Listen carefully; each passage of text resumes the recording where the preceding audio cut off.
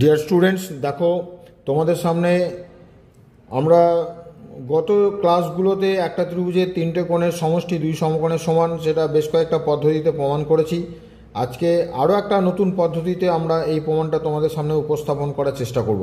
দেখো, এই বিসি বাহুর ওপর যে কোনো জায়গায় একটা ডি একটা বিন্দু নিলাম, ধরো ডি এখানে বিন্দু নিলাম, নিয়ে এডি এই রেখাংশটাকে আমরা জয়েন করে দিলাম।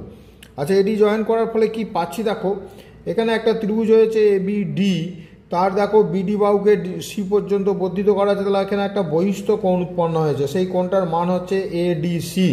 তো আমাদের যে প্রিভিয়াস ক্লাসের যে উপপাদ্য সেইটা অনুসারে এই বহিস্থ কোণটা দেখো এই দূরবর্তী এই অন্তস্থ কোণ দুটি যোগফলের সঙ্গে সমান, অর্থাৎ কোণ ডিএবি প্লাস কোণ এবিডি।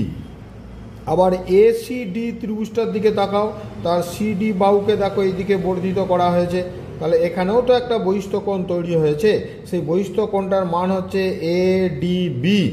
এই যে বহিস্থ কোণটা তৈরি হলো, তাহলে তার মান কি হবে না, এখানেও এই দূরবর্তী অন্তস্থ কোণ দুটি যোগফলের সঙ্গে সমান হবে।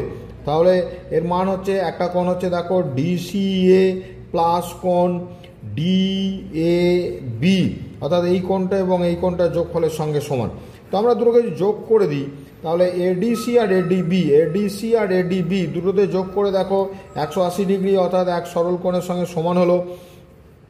এখানে রয়েছে দেখো আমার ডিএবি, আর এখানে রয়েছে দেখো ডিএসি, এটা ডিএসি আর ডিএসি আর ডিএবি এই দুটো কোণ মিলে আমরা এখান থেকে পাচ্ছি দেখো এ কোণ, আর আছে দেখো এবিডি, অর্থাৎ এই কোণটা হচ্ছে বি কোণ, আর একটা রয়েছে ডিসিএ, এই কোণটা দেখো সি কোণ, অর্থাৎ আমরা কিন্তু পেয়ে গেলাম এ কোণ প্লাস বি কোণ প্লাস সি কোণ সমান হচ্ছে 180 ডিগ্রি।